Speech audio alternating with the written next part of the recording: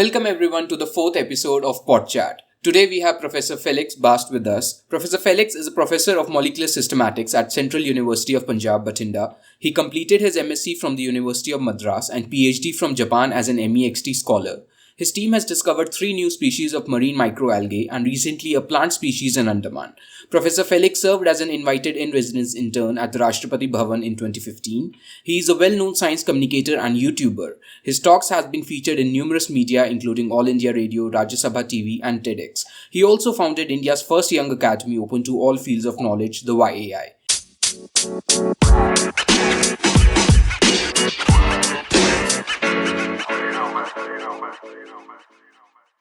Welcome, sir, and thank you for agreeing to do this. Yeah, thank you so much, Bandhan.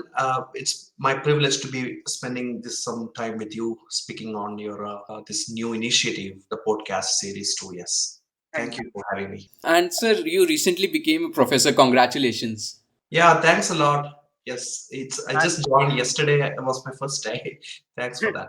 So, how was your experience in the first day? Like, did it feel something different as before stepping into the university and interacting with students?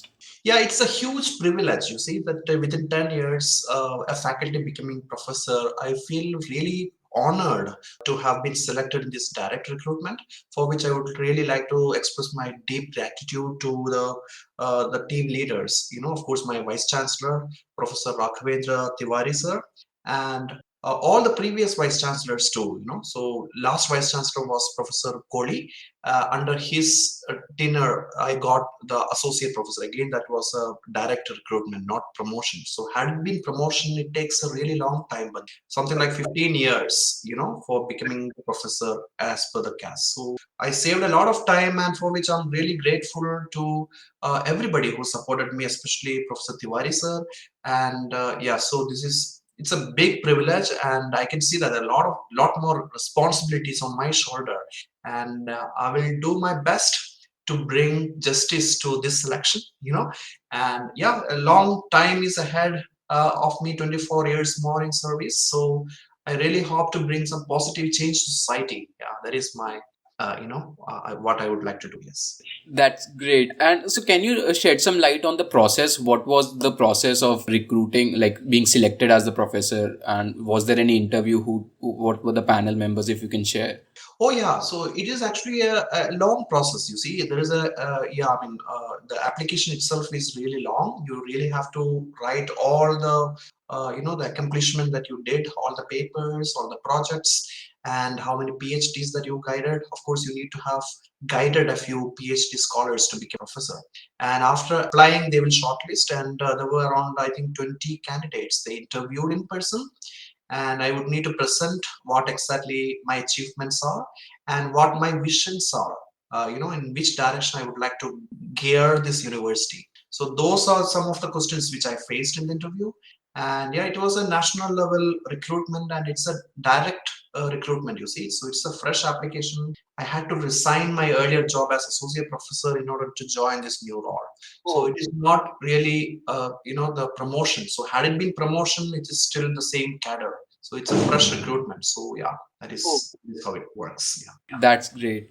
And how has been your journey been as an academician when you started education in a university and then you progressed to PhD and so on? Well, Bandhan, I actually started the university. The first university was actually for the pre-degree. After my class 10th, I joined pre-degree in Calicut University. Then degree was from Kannur University. And yeah, I mean, if you're asking me all about that, yes, it was really one thing which I would like to say is that the entire career, the education was in government, the establishments, right from my school and colleges and universities. So I've never been to any private education institution. And yes, even PhD, so it was actually nominated through the Ministry of Education, erstwhile Ministry of Human Resources and Development. Now it is called Ministry of Education, isn't it? So it has been, there are a lot of foreign government PhD schemes, and one of which the prestigious scheme is called Monbuka Gakusho, Japanese government scheme. And I was in IIT Bombay doing my PhD when I got this offer, and Japanese government sent me the nomination. So I completed my PhD in Japan, Kochi University, Shikoku Island in Japan, and I came back. And this place is really close to my heart, the Bathinda, where the Central University of Punjab is located, because this is the first place where I worked after my PhD. So, and I continued it, and I think it was a good decision to stay back here, even though the place is really backward. Uh, when I joined here, it was really backward, but now not really. But Bathinda is it's actually a very nice city actually. So it's kind of planned city is also part of the Bathinda. So city of lakes, you see. I really like this place. The culture, the food, the Punjabi dishes, everything. I really like it. The Punjabi people are also. I found them very straightforward and honest. I really like it here. That's great. Your journey has been very inspiring. You saved a few years, even as a even not being to do a postdoc, and then recently as a directly as a professor. So, can you shed some light on like why postdoc has not been a case with your journey, and how you directly went from PhD to a faculty position? Yes, Bandhan, actually, see, I finished my PhD in 2010, and I knew that even then the situation had been tough for the academicians. So people actually spend years and years of postdoc abroad, and then they struggle to find a job in India. So then I decided to come back and serve the nation with all in my capacity as a Indian citizen, you see. And I was part of this government scholarship, you see. So the Monbusho is a government scholarship. So one criterion to accept this government scholarship is that I have to give a government bond. My father and me went to nearby Tahsil office in Kerala, and I gave that bond that once my PhD is over, I will come back and serve the government of India at least for 6 months. And after serving 6 months here in Bathinda, then I could have gone back to Japan or any other country. But I decided to stay back. The main reason and the main motive is that I'm working in the field of taxonomy. You see, taxonomy is a study of the biodiversity and describing new species, those kind of things, right? And if you look at the whole world, the tropics are really rich with biodiversity. India is a tropical country, and most of these tropics are really rich with biodiversity. But unfortunately, we are resource poor. We don't really have any trained taxonomists.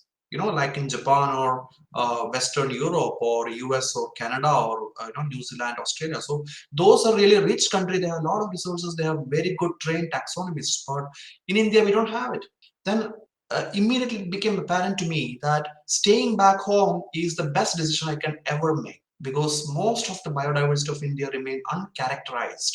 There's an ocean spreading out in front of me to make discoveries, to make species discoveries. So that is my main motive. I think it really paid a huge dividend. The decision was really good, because till date I could discover 7 new species, including one species from Antarctica, which happened to be the first species discovery of plants in Antarctic mission, the Indian Antarctic mission for the last 40 years. So yeah, that got in many international media, including BBC. And yes, so looking back, I think it was a good decision to stay back home and do this, to accept this faculty position here in this Bathinda University. Yes. That's amazing. And how did you happen to find Central University of Punjab, Bathinda? Like you are from Kerala, and why you chose this so far from home? Yeah, Bandhan, actually, after completing my PhD, I came back in the month of March of 2010. And I was in my sister's home. And of course, I'm looking for a job. And then I found an advertisement in a newspaper, local newspaper for, the faculty position in Central University of Punjab. Then, of course, I just gave it a try along with few other universities like Central University of Jharkhand at Ranchi. I did apply and I got an interview call also for that. And then I decided, okay, why not give a shot to come here in this place. And I didn't even know how to pronounce this place name, Bathinda, And I came by a train and I landed here, and then I was looking at this place name, Bathinda. And Bath, it's like the England. I've been to a place called Bath in England. So yeah, I don't even know that. I never heard this name before. Too. I didn't watch the Hindi movies. So later on, my friends say Bathinda is quite famous because of a few blockbuster Hindi movies. This name here, and now it it's famous for all wrong reasons. The last 2 weeks back, an incident happened here. So yeah. Yeah, that is the way that I came here in Bathinda for the first time. Yeah, long back. Yeah, so yeah, I like this place. And yes, so since my early on the childhood days, I actually was born in a village side. It's a rural background I have in Korom village, and since then all my education was in this kind of countryside. Except in IIT and Madras University. Other places where I lived are all in countryside, including in Japan. So in the US and Canada, I was again in the countryside. I was in a Friday Harbor lab in near the the Seattle, the Puget Sound. That is an island in the US. And in Canada, I was in Vancouver Island. And in England again, I was in Plymouth, which is not really a sprawling metropolis like Bristol or the London. So all these places were countryside. And Japan as well. I was in a very small village called Usa village in Tosa, in Kochi, in Shikoku Island. So I really like it, the away from hustle and bustle of the major metropolis. And yes, so I think the main advantage of deciding to stay in this kind of village area is that a close connection with your neighbors and the community, which you completely miss out had you been living in major cities. You won't even know what the names of your neighbors in the big metros. So I really like it. And the life is also very simple and very slow, and more mindful, and it enables me to do the kind of activities I really like. For example, cycling, which is very close to my mind. Yes. Right. And another reason for which Bathinda is going to be famous is because of you. Thanks, Mountain. Not really. Yes, I like Bathinda and I like Punjab. Great. And so, can you tell me about your childhood? How was you as a child, and what were the things you used to do, what you liked, and how were your school days? Yeah, so I told you I wasn't educated in a government school, and basically I was born in a very middle class family, and yeah, so my father was a school teacher and my mom was a nurse, and yeah, I was living, I gone to some government school, and medium of instruction was in Malayalam. Till my class 10th, for everything I learned in Malayalam, including science and humanities. And yeah, so looking back, I really didn't like reading the textbooks, and rather I'm really attentive in the class. Like mindfulness. In the class I was super focused, but I'm not really good at note taking. I don't really like to take the notes, and which was a bad habit. I knew that. Now I'm really extensively into note taking. Otherwise I completely forget it. But during my young days, yeah, note taking I was not into, but I was super focused in the class, and I don't really read the kind of textbook by heart. The cramming of the textbook, I was not at all into it, and that is the reason why my scores were not really good in my school days. But still, I got pretty good score for my class 10th, which is distinction, and I still remember it is 502 out of 600. And yeah, so yeah, that is what. And the activities which I really like is, yeah, the nature, hiking in the nature. I'm from my village, and I used to spot the butterflies, in my backyard, and also sky watching, and yeah, all the science, and I used to read the popular science magazines, especially Eureka and Shastra Kerala. Both are in Malayalam, and I think that one of the main reason for all my life success as a scientist, I would like to attribute to those magazines that actually inspired the curiosity into my mind when I was in school. And I was also quite excited to participate in the science quiz and all those science activities, a lot more than the academic things like writing an essay or all those kind of things, which I really didn't like much. Yeah, so that was my childhood days. Yeah, in some summary, yes. That's lovely to hear that these like regional science magazines were so dominant in like shaping you towards science. Correct. And I haven't seen that. I've been working for the last 11 years in India after returning from Japan in science communication. So I haven't seen that kind of mass movement in regional language elsewhere in India. So I think that is something which Kerala, I mean, that model, we have to replicate in elsewhere too. For example, Carl Sagan is one of my favorite authors. Carl Sagan's Cosmos and all of his work have been translated to Malayalam. So unfortunately, it hasn't been done even for Hindi. why not? Someone can volunteer, to do this translation, because it will definitely inspire a large number of students to choose basic science as their career. Right. And so, is was that the magazine that brought you to botany, or what was there something else? Yeah, well, that is a general science. Yeah. So, and then I did my bachelor's in microbiology. I taught in the university. So during those days, I learned more about this phytoplanktons, and cyanobacteria, and I was attracted to do a little bit of research on cyanobacteria. The reason is that, as I told you, Bandhan, I don't really like this textbook, but I read more about these kind of things apart from the textbook. A fact which I learned during my bachelor's is that the air, in the air that we breathe, almost 65% comes from ocean plankton, the phytoplankton, especially picoplankton, which completely misses out even in my BSc syllabus. And even today, the school syllabus and the university syllabus kind of completely miss out. You need to take botany majors in MSc to know more about the genus like Prochlorococcus and Cyanococcus. These two genus alone is responsible for 65% of the oxygen in the air that we breathe. So Right. still people don't know anything about this genus. So I think that was one of my major one of the major factor that motivated me to choose further research on algae. So not really botany, but microalgae as well as the seaweeds. And yeah.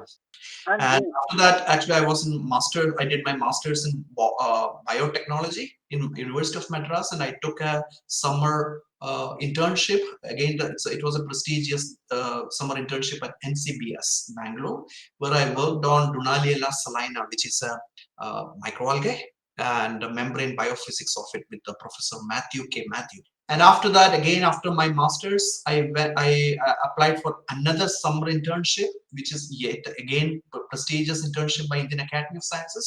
And this enabled me to work with Professor Naqvi, then the director of National Institute of Oceanography. And that 2 month of internship was very, that molded my career and all my research outlook, because this time I got a rare opportunity to be part of an oceanic cruise.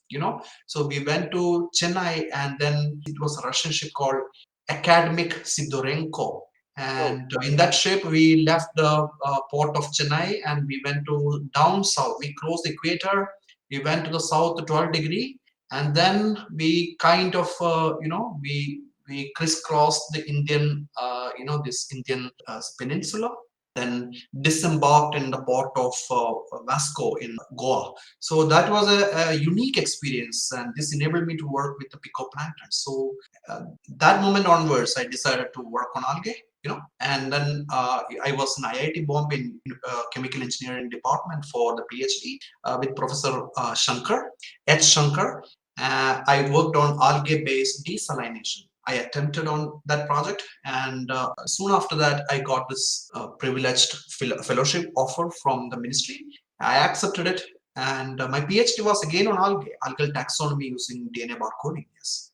great. And these expeditions, especially ocean expeditions, like I also recall how Darwin went on cruise and explored all these various places on Galapagos and other islands that he visited. So, like, do you think that such thing is kind of lacking in Indian initiatives? Because I don't see people from any Indian ministry taking this up that let's go for an expedition or a kind of exploration. It can be related to any field, not just biology, but any field. If there can be some student internships where they can promote students to get on these ships.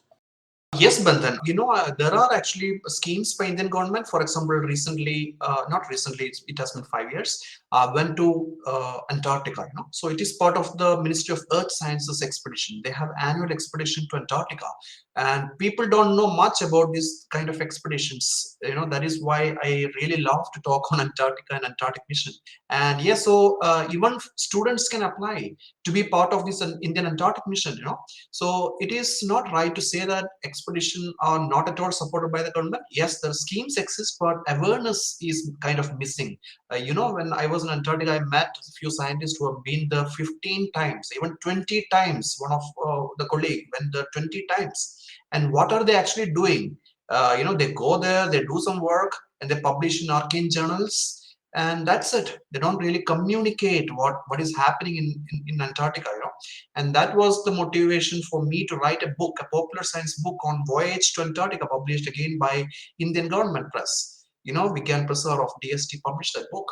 And again, I had given a numerous, outreach talks in school. I really like to interact with the school kids because they're full of curiosity that kind of misses out in university students, So I really love these school kids. And yes, so there are opportunities, but as I told you earlier, this taxonomy is kind of like overlooked subject. The reason is that these days people are after impact factors and genomics and transcriptomics, those kind of hi-fi field, and people think that molecular biology is a lot more, trendy, while taxonomy is not so trendy, which is completely incorrect. So taxonomy will never lose its sheen.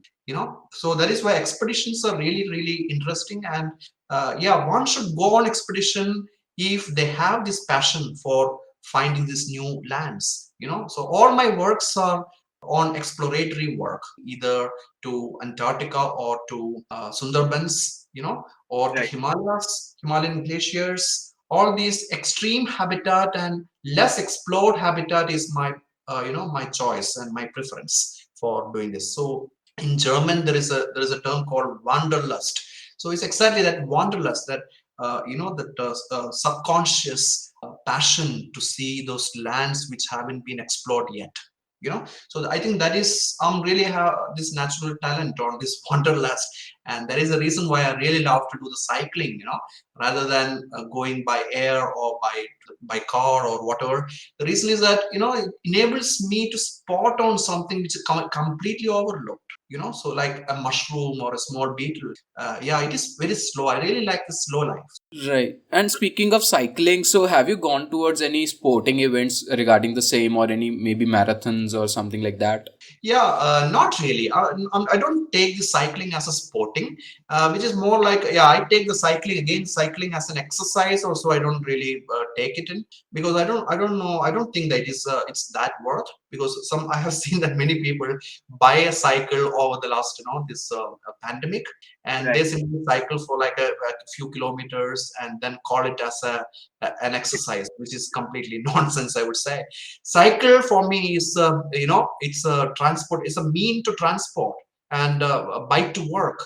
So I think that spirit should be integrated into the society. When I was in Germany, my the director of the institute where I worked, Leibniz Institute, the director was a lady, and she was a very young lady, 35 years only, and she have a daughter, and every day she used to come on cycle with a trolley backside, on the cycle, and she used to drop her into the nursery, and used to come to the institute, which is kind of so strange here in India, isn't it? People think that, okay, cycle is only good for the school kids, and if you're in plus two, it's time to upgrade to a scooty, and with any kind of a job, it's time for you to buy a big car, and with a promotion, you would really need to buy a bigger car, a four-wheel drive, yeah. And yeah, I don't really like that mentality. And yes, so cycling for me is it is for doing shopping, for example, weekend shopping. I always go by cycle, and also commuting to the university by cycle. Yeah, so that is what actually makes the cycling more interesting. Don't take it like a sport, or like a mean to get your cardio working. Of course, it's good for your cardiovascular system, but unless we take it as a mode of commuting, it doesn't really help. Absolutely, absolutely. Right. Coming back to your expeditions thing, and so are you planning to do some citizen science projects, or maybe involving more students in your expeditions or in those kind of projects? Yes, citizen science is again that is highly overlooked, and it has got immense potentials here in India, because we have a large number of students and large number of. I mean, it is expected that in this year, in 2022, we would become number one in the world, most populous country in the world. Right now, it is China, but we are simply going to edge out in a few months' time. We have a lot of human resources, and I think we can make good use of the resource through the citizen science project. So when I was in IIT Bombay, I associated quite earnestly with a very prestigious and old institute there called Bombay Natural History Society, BNHS. I'm still a member of this BNHS. So they are doing a lot of nature walk and hikes and birdings and butterfly spotting, all those things. So it's really, really nice endeavors. So unfortunately, only a very few organizations in India do the citizen science project. So yeah, I'm really interested on this kind of venture. One of my students is working on developing an app for it's an Android app for identifying algae, field identifying algae. Of course, we do have apps for plant identifying by snapping onto the flower, but not the algae. So yeah, she's working on that project. So yeah, I'm really hopeful. And Banthan, you might know that I founded one academy, Young Academy of India, which is growing quite fast. And YAI, yes, so that is the idea behind this YAI is a community of learners, so lifelong learners. So I think that is the spirit of YAI. I think that we can do a lot of citizen science activities part of the Young Academy of Yes. Great. I will be looking forward to this, and like I'm also a member of YAI, and I really look forward to the curiosity episodes that you upload and other endeavors that you are doing. and sharing Yeah, everything. yeah. Thanks, Bandhan. And Bandhan, actually, early on, I used to, I've been quite influenced by Stoicism. The Stoicism, by the way, is it's basically the Greek and Roman philosophy. And yeah, so in Stoics used to say that the purpose of life is tranquility or finding the happiness. And in the last pandemic time, I actually looked again. I really like to question my own core belief. And I knew now that it is not really about even happiness, the own happiness, but it's more about meaningful existence. So, how to bring meaning to your own existence. And for me, it is through serving the society. So I think this initiative is paying a big dividend because many students are sending me thanking notes saying that how this initiative and Mentex, that is basically mentor mentee idea exchange, that is a virtual internship program of this Young Academy of India, is helping them to publish the first manuscript in a peer reviewed journal. So I think this is all about matchmaking the students which who don't have any guiding lights with people who are really passionate on guiding these students. So I think this is really interesting, this kind of community service that the Young Academy is envisioning. So that so that bringing this meaning to my own existence, I think that is really, really important. And talking on my writing too, getting people to act, that is my the motive of any kind of writing. So the people should act on that writing. Or if I'm giving a talk, even the talk to you right now, the purpose of any of these kind of activities is to get people to act on it. Right. So one of the key topic which I always discuss in this outreach talks is on sustainability. And yes, so simply armchair philosophical preaching I've never been interested in, and I show that by doing it. Yes, I don't have a car. A university professor can have a happy life without car. I'm the proof of it. I really don't have a car. You can believe me. So Right. yes, sustainability also. I mean, if you speak, I can speak for hours on UN Sustainable Developmental Goals, all 17 of it. But bringing the essence of sustainability to your own lifestyle by showing, by doing it, I think that makes sense, and that is more meaningful. Great. And so coming back to academia, like I recently saw this video where they were talking in context to peer review and how science is different from academia. This structure that people have to send for peer review, and only those which are accepted are published in the various journals. So that is not actually science. Science also inculcate new ideas which maybe not be applicable in terms of peer review. So what is your views on this differentiating between the academic structure and the science in its true sense? Yes, so yeah, again, I think it's a very, very important point that you brought in. So most people think that okay, science is done by scientists, the established scientist in establishment, which is incorrect. The science is not really all about that. So science is more about trial and error. So for example, look at the pharmaceutical labs all around the world, the established university labs. So are they the one which is responsible for the medicines that is being sold in the pharmacies? Not really. You go to any local pharmacy, and most of the medicines that you get, well, one example would be aspirin. aspirin or digoxin. These things have been in use for thousands of years. Digoxin, for example, is a plant extract, and people don't even know that. The English medicine in Kerala, we used to call it as English medicine. And I think in North it's allopathy, isn't it? Allopathy is allopathic medicine. So people think that allopathic medicines are all man-made, synthetic, chemicals. Right. Incorrect. 99% of these allopathic medicines are plant-based. Including aspirin, including digoxin, and people don't know. And another common misconception is that these medicines exact activity, the mechanism of the action needs to be understood. Then only you can call it as a drug. It is incorrect. Digoxin, we still don't know how it works, but we Okay. know it works. We Right. have got excellent proof that it works. We still don't know how it works. And that is my idea, is that these drugs in the mainstream, if you look at that, even 0.0001 percentage are not coming from university research. So Okay. unfortunately, this peer-reviewed publication doesn't work.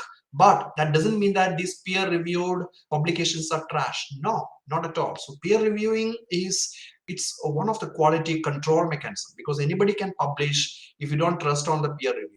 Any trash Right. predatory magazines, which you cannot call it as a standard publication. So peer review works, but over trusting peer review also doesn't work. The idea is that most of the in a paradigm shift, the Thomas Kuhn, the American philosopher of science, famously called it as paradigm shift. So most of the paradigm shift things what you see are product of the curiosity. For example, Alexander Fleming's penicillin and all other antibiotics that we often use. And these are all just out of curiosity. They just found something unexpected, and then they want to know that how it works. So that Right. is how, I mean, the curiosity you can find everywhere, even the flight, aircraft, or the zip, or Velcro, or even CRISPR-Cas, mobile phone, internet, radio, TV, every single invention you see that are all out of the childlike curiosity. So we really need to foster this kind of curiosity.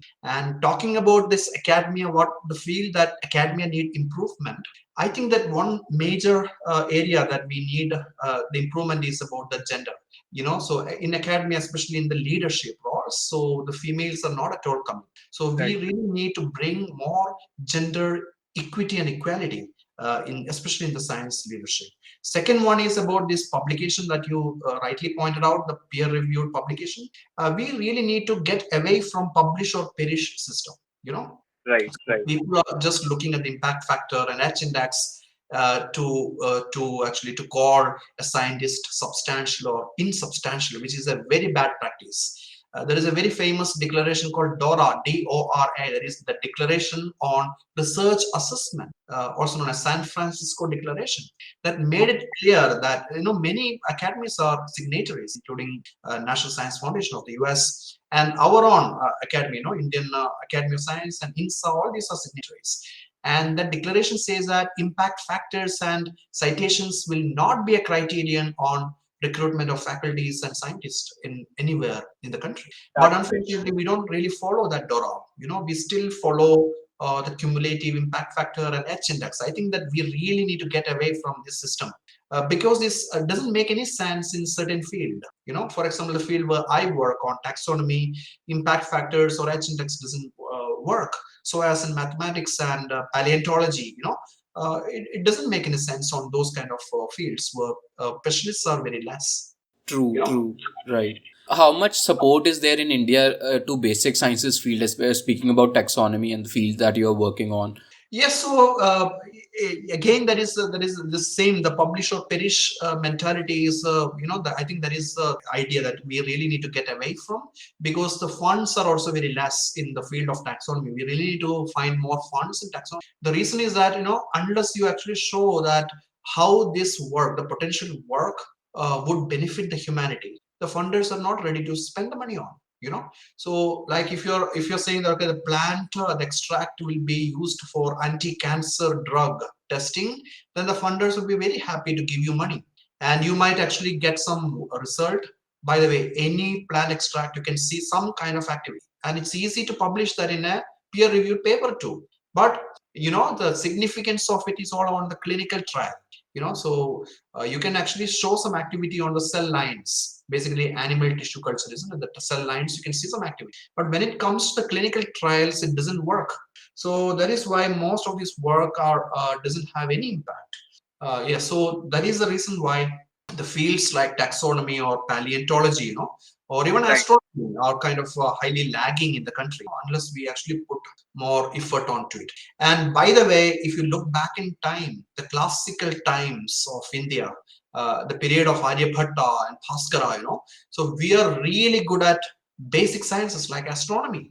Right. So we are not really after this utilitarian mentality. So right now, it is a utilitarianism is too much in the Indian academia as well as in the research establishment, because we at one point after independence we tried to emulate the West. So I think that decision was the policy was a flawed policy, and rather than trying to imitate the West by buying their equipments, for example, any big institute where you go, including the Central University where I work, you can see high-end equipments all imported from Japan and Germany and the US. We are spending too much money on importing this high-end equipment, and it is very expensive. And also the reagents, we buy these reagents from the higher economy, the developed countries. Right. While taxonomic work don't need anything. You Mm. just need money for exploration, and a small microscope is enough to see that, is it new species or not. Right. Right? Right. You just need a small telescope to look at the stars and constellations, like what Aryabhatta did with his naked eye. Even the telescope was not there, right? So Right. yes, so you don't need money, but you need that passion to support this kind of works. Paleontology and geology and Right. this kind of work. And it's great to see that. So last time we had a discussion with Professor Ashok Sani from Punjab University, and he was saying that the progress has been good in terms of creating a national repository for fossils, and things are being going on in recent few years. Development is really good in the field of paleontology. Yes, Professor Sani is doing excellent work. I think he's one of the very famous paleontologists in the country, and even he was one of the co-authors of the very famous science paper on the expeditions down south in Tamil Nadu also. And yes, so I think paleontology is also. I mean, there is a lot of progress in the recent years, and yeah, I hope that the government will continue their support for this exploratory works and basic scientific endeavors without really looking at the utilitarianism. So utility should not be the criterion for grants, so especially when you apply for a grant. Few years back, I have seen that, one of the student, he's presenting his work, in the PhD defense. And one of the senior faculty member asked the question, okay, what is the use of this item? So he got some publications on a plant, but the question is that how does this work help the humanity? Right. So that time I was just thinking, in 1854, when the Charles Darwin, embarked his expedition on HMS Beagle, did he have to face this kind of question? What your work is going to bring glory to the human being as such? And did his work bring glory? Not really. Original species, of course. It's not really utilitarian. It's more on curiosity driven. So of course that has lightened up all kinds of field you can imagine, especially in life sciences, including medicine. Now we have evolutionary medicine, and evolution of coronavirus is an active field. So Right. yes, so that kind of questions on utility should not be the criterion for judging the quality of the papers and the proposals. Very. Right. Speaking of curiosity, you have written a book on this. So, what is the status? Has it already been published? Yeah, not yet. I'm still expanding with the more ideas which is coming to my mind. Hopefully, it will publish in a month or two. So the idea is that there is a very famous quote by Einstein. So he was delivering one, the address to the university students, and that time he was asking about the purpose of teaching. Right. So purpose of teaching is not the cramming of many facts, but the training of mind to think. Training of minds to think.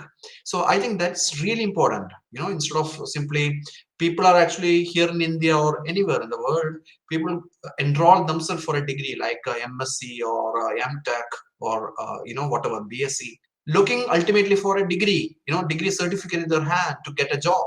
I mean, that is basically degree oriented is not really interesting. So you really need to train our students and the general public on how to think critically. So it's all about a critical thinking, goal oriented critical thinking. So if you look back again in ancient India, we had Gurukul system. And again, Gurukul was goal oriented. It's not about getting some degrees, Right. more philosophical approach. I think that is completely missing in this world. And this book is all about bringing back that goal oriented thing. So idea of this curiosity is, the book is about how this curiosity can light up all aspect of your life, including the purchase. If you're buying some stuff, for example, electronic gadget, so how will you believe on the advertisement? Most of the advertisement is all propaganda. So Right. distinguishing that it is propaganda, I think you need to apply a lot of critical thinking. So the book is like a small, it's like a Bible, I would say, or Bhagavad Gita of critical thinking and soft skills. Soft skills including leadership, and also about how to communicate nicely. For example, communicate to your colleagues. Emotional intelligence. I mean, it covers a large number of topics, including time management and personal productivity. So it's kind Great. of a small reference book where I actually put my own tried and tested tactics for bringing some self discipline to your life. Great. I really look forward to reading the book. Thanks, Bandhan. Yes. And so, doing all these various activities, so do you get kind of bored sometimes? That I have done a lot of science, does it get monotonous at times, or are you enjoying it throughout the period? Yeah, so yes, Bandhan, actually, I actually want to spend more time on the things I really enjoy, and things which I really don't like to enjoy, I don't want to spend time on. So that is why outreach is something which is really passionate to my life. So, and also writing this kind of book, which actually brings, so some higher order thinking to the, it uplifts the community. So I have clearly I have clearly demarcated certain priorities in my life, including public education, health, nutrition, fitness, environment, sustainability, and being organized. All those are some of the priorities which I have in my life. So spending time on these priorities are always good for me. It's cherishing for me. And yes, so again, going back to Stoicism, Memento Mori is a Latin expression that says that think of death. So I'm prepared to face death at any point in my life. Memento Mori, I think that brings, thinking of death brings more meaning to my life. So time is of course limited. Only a few weeks left, or I mean, every week I actually darken one of the circle in my Memento Mori calendar. So that brings that you don't really have unlimited time. You cannot take it for granted. The number of days left in the planet Earth is counted. So it's best to prioritize your time and to do what really want you to achieve in your life, and Right. devote more time on those aspects rather than time killers. So that doesn't mean that I'm like a hot taskmaster. Every single minute of my life is completely planned. Not like that. I do plan me time. It is against a Scandic influence. So it's a Finnish concept called sisu. It's from Finland. That I do nothing in that time. For example, Sundays. Sunday afternoons I go for a long walk in the park, by the canal, or a long ride without listening to it. I get bored, and I think this getting bored is equally important. That brings a lot of new ideas to your mind. It floods with new ideas. And I always go on walk with a small index card in my pocket, because you never know when you have a fantastic idea. Right. I put it down. I also have a card stock just next to my bed. Oh, So when you wake up in the middle of night, maybe sometime I get some nice idea. So I write it down. Yes. Interesting, very interesting. So, what are the role models that you look up to? Yes, Bandhan, my role model is definitely, I can say it's Carl Sagan. Carl Sagan is, he's basically the science communicator. He's well known for a science communicator, but he was also an astronomer. So Carl Sagan has written many books, and of course, I grew up reading his own book called Cosmos. And yeah, that actually inspired me to choose a science, especially this kind of basic science as a career choice. And Carl Sagan, whatever he has written, I have read almost all of his work. And yes, so I really want to bring that simplicity in writing. And the way that he writes the things are really to the core. Like Edgar Allan Poe, another of my favorite writer, or yes, so Ernest Hemingway, for example, Sun Also Rises, another of my favorite book. So the idea is that it's not about verbosity. Many people think that, okay, if you use very very rare words, your writing becomes better. Not at all. So Right. bringing a $50 word in $5 sentence, does that $5 sentence become $50? It doesn't. So rather than that, you should read Hemingway, Ernest Hemingway. For example, his books are fantastic. I mean, it's very very the way that he writes are really use simple words, easy to understand, but full of imagination. So as a Carl Sagan's books and his writing. And if you ask me, my favorite quote in my life is again the Carl Sagan's quote. The quote is called "Extraordinary claims require extraordinary evidence." So-called Sagan standard, or ECREE, ECREE, that is, extraordinary claims require extraordinary evidence. So that one aphorism sums up the entire purpose of biostatistics and all those statistical hypothesis testing, p-values, every single thing that actually sums up everything, and even scientific method. Great. And so, in all this journey throughout professional and personal life, did any time it occur to you that maybe I'm in the wrong path, or you are uncertain about your future, or kind of some fear struck that whether I'll be able to do this or not? Yeah, well, early on, of course, that fear was there in me. So choosing this science as a career, was it really because that was not the trend that time, and Right. also this rare field, choosing this rare field like marine biology, it was not the trend. Almost everybody of my classmate in my masters, we are the batch of around 15 students, and around 10 of us qualified the highly prestigious junior research fellowship. Even today, it's one of the benchmark exam for the postgraduates in the country. And 9 of them choose molecular biology and all those genomics, all those kind of trendy field. Except me, I choose this rare field, taxonomy and especially marine biology. And yes, so I had a fear that would this decision be good in the long run, because I knew that this rare field, disadvantage is that grants are very less, PhD studentships are very less. But yes, there are advantages too. Competition is also less. People choosing that kind of rare field is also very less. So yeah, so that really did happen to me. And other than that, that kind of worry didn't come much on, because I knew that the field where I'm working have been paying dividends. So yeah, the graph is always going up, fortunately, because so because I never stop learning. I think that is a very important key to everybody. The moment you stop learning, you start dying. Again, that's a Einstein's quote. So you should actually continue learning. So stay a student. Never let the ego stop you from learning, Bandhan. So one of the bad experience I had a few years back is that I had a fever. I went to a hospital, and the doctor prescribed a medicine, and I googled it, what that medicine is. And that medicine turned out to be a banned medicine. The first result in Google turned out to be the Gazette, Government of India Gazette, and that is banned, and the doctor is not updated.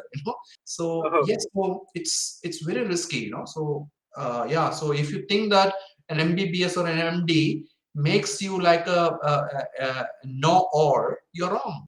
Unless you keep on updating the basics and stay a student, you can never become successful in your life. So as the games like chess, many people think, okay, practice makes man perfect, the the English aphorism, which is wrong. Simple practice, if you play like thousands of times a chess, no, you cannot improve your ELO rating. My ELO rating is around 2000. How did I reach this rating ELO in the chess? Reason is that every time when I fail in a chess, especially these days I play only online chess, I carefully analyze, looking back, which move was a mistake, and I learned from that mistake. I think learning from mistake is very, very important, so that is exactly what you call it as a core scientific method. Right. So we should learn from the mistake to make progress in your life. So I think that is one key takeaway I would like to share with the audience. If you want to remember one thing, then be this. In any failure, you should learn it. Then you can improve your life. Absolutely. I think that would be a great end to the discussion, and keep learning and stay curious. Yes, correct, Banthan. And thanks for inviting me to be part of your new venture.